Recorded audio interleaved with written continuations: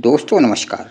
आज की कथा है माता पार्वती ने बनाई खिचड़ी तो ललचाकर आने लगे देवता। तो दोस्तों कथा की तरफ चलते हैं। हिमालय की गोद में बसा कैलाश पर्वत उस दिन कुछ अलग ही आभा से चमक रहा था। आकाश में बादल स्थिर थे, वायु मंद मंद चल रही थी और देवताओं का मन अनायास ही किसी अज्ञात आकर्षण की ओर खिंचा चला आ रहा था। यह कोई यज्ञ नहीं था, ना कोई महासभा, फिर भी ब्रह्मलोक से लेकर इंद्रलोक तक एक अदृश्य सुगंध फैल रही थी जो सीधे देवताओं के हृदय को स्पर्श कर रही थी। यह सुगंध थी माता पार्वती की बनाई खिचड़ी की। कैलाश में माता का संकल्प। उस दिन माता पार्वती प्रातःकाल से मौन में थीं। भगवान शिव ध्यानस्थ थे, समाधि में लीन, संसार से विरक्त। माता ने सोचा, आज भोलेनाथ के लिए कुछ ऐसा बनाऊं जो केवल पेट नहीं आत्मा भी तृप्त कर दे। उन्होंने ना तो राशि व्यंजन चुना, ना अमृत तुल्य पकवान। उन्होंने चुनी खिचड़ी, क्योंकि खिचड़ी केवल अन्न का मेल नहीं, यह संतुलन है। दाल और चावल का, शक्ति और शांति का, तप और करुणा का। माता ने स्वयं हाथ धोए, केश बांधे और रसोई में प्रवेश किया। वो रसोई साधारण नहीं थी, वो कैलाश की दिव्य रसोई थी, जहाँ अग्नि स्वयं पवित्र थी और जल गंगा की धारा से आया था। खिचड़ी की दिव्यता। माता ने चावल में केवल अन्न नहीं डाला, उसमें डाला धैर्य, दाल में मिलाया करुणा, नमक में संयम और घी में ममता। जब खिचड़ी पकने लगी तो उसकी सुगंध केवल कैलाश तक सीमित न रही, वह सुगंध सूक्ष्म लोकों में फैलने लगी। देवताओं के मन विचलित होने लगे। इंद्रलोक में हलचल। इंद्र अपने सिंहासन पर बैठे थे, पर मन कहीं और था। यह कैसी सुगंध है? उन्होंने पूछा। नारद मुनि मंद मुस्कान के साथ बीड़ा बजाते हुए बोले, देवराज, ये सुगंध भोजन की नहीं, भक्ति की है। माता पार्वती आज खिचड़ी बना रही हैं शिव के लिए। इंद्र का मन ललचा गया। क्या एक और मिल सकता है?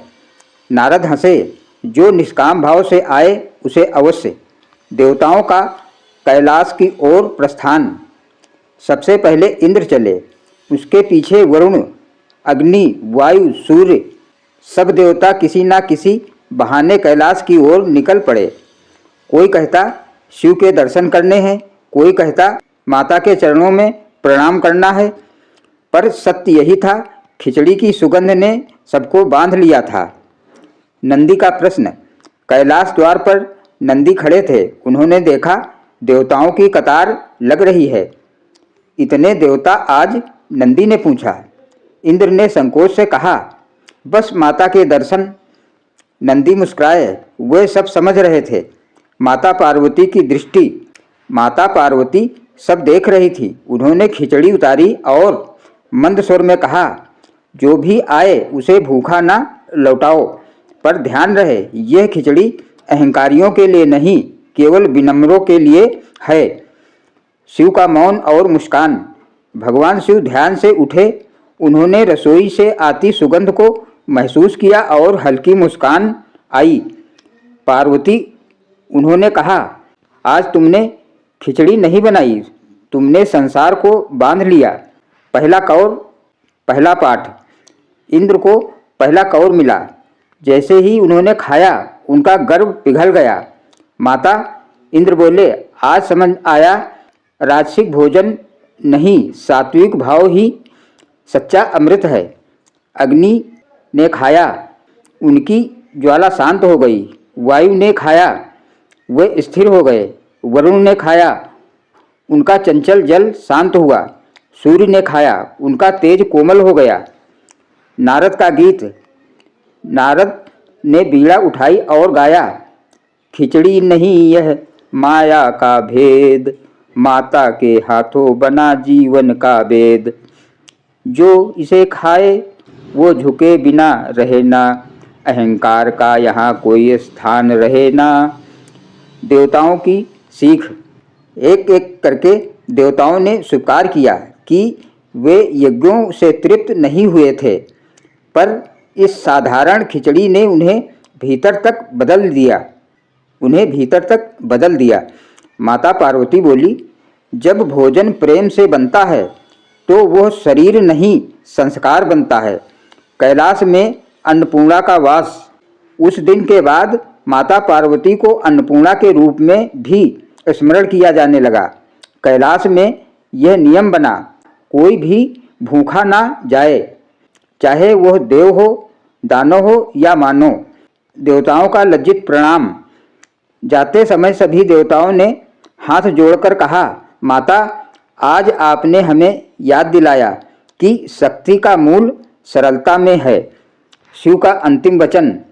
भगवान शिव ने कहा, जो इस खिचड़ी की कथा सुनेगा उसके जीवन में कभी अभाव नहीं रहेगा, पर शर्त यही है, वो भोजन को अन्न नहीं प्रसाद समझे।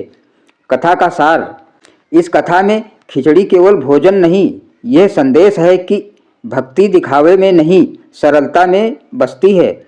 और जब माता के हाथों से बना अन्न हो तो देवता भी ललचाकर चले आते हैं। तो दोस्तों, ये कथा आपको कैसी लगी कमेंट बॉक्स में ज़रूर बताइए। सुनने के लिए बहुत बहुत धन्यवाद। फिर मिलेंगे किसी अन्य कथा में। तब तक के लिए ओम नमः शिवाय।